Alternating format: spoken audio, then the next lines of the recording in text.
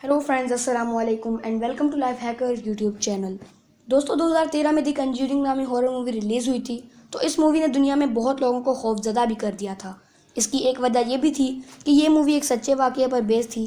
दी conjuring में एक ऐसी फैमिली को दिखाया गया जो एक फार्म हाउस में शिफ्ट होती है, लेकिन इस फार्म हाउस में इन्हें शैतानी ताकतें यानी डीमंस का सामना करना पड़ता है। इस फैमिली का असल नाम पेरेंट फैमिली था। 1971 की सर्दियों में पेरेंट फैमिली एक 14 कमरों के फार्म हाउस में शिफ्ट हो गई। ये पुरस्कार फार्म हाउस अमेरिकन शहर रोड आइलैंड में बना हुआ था। इस फार्म हाउस को 1736 में तामीर किया गया था। इस फैमिली में रॉजर, उसकी बीवी कैरोलाइन और इनकी 5 बेटियां शामिल थीं।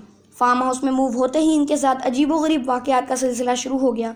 शुरू में तो इनके कमरों से सिर्फ चीज़ें गायब हुआ करती थीं, लेकिन फिर आहिस्ता आहिस्ता घर के सब लोगों को कुछ आवाज़ें सुनाई देना शुरू हो गईं, जैसा कि किचन में केतली पर कोई चम्मच मार रहा हो, या फिर इनको किचन के फर्श पर ताज़ा मिट्टी पड़ी हुई मिलती थी। इस फैमिली के घर से सड़े हुए गोश्त की बदबू भी आती थी। ख़ास तौर पर रात के वक्त घर के हर कोने से अजीब किस्म की आवाज़ें सुनने को मिलती थीं। घर की दीवारों से पेंटिंग्स खुद ब खुद उतर कर नीचे गिर जाती थीं। चीज़ें खुद ही हिल जाती थीं, यहाँ तक कि इनके बेड भी रात को खुद से हिलना शुरू हो जाते थे। इनके फार्म हाउस की तरफ सारी रात कुत्ते भौंका करते थे। द पेरेंट फैमिली इन वाक़यात से बेहद खौफजदा थी। इसीलिए रॉजर और कैरोलाइन ने इस फार्म हाउस की हिस्ट्री पता करवाने का फ़ैसला किया।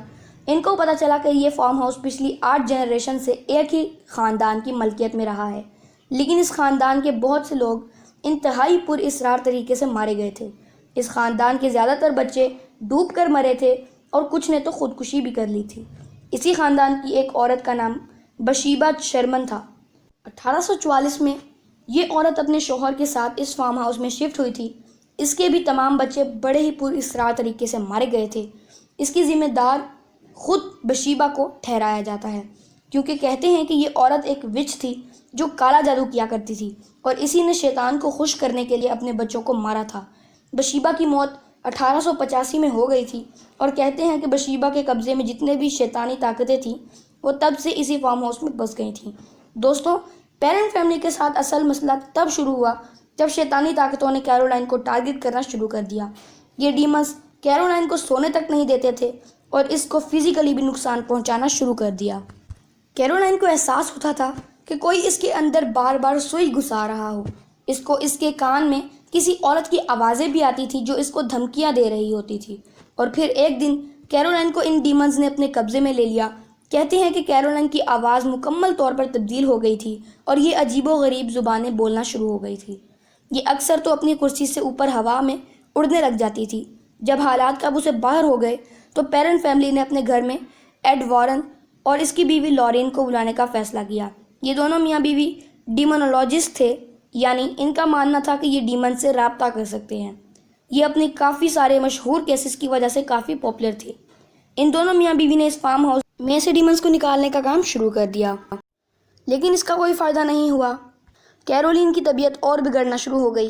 इस फैमिली की एक लड़की एंड्रिया ने अपने एक इंटरव्यू में बताया कि एड वारन और लॉरेन कई दिनों तक इसकी मां से डीमंस को निकालने की कोशिश करते रहे, लेकिन इससे कुछ नहीं हुआ और तभी रॉजर ने इन दोनों मियाँ बीवी को अपने फार्म हाउस से निकाल दिया।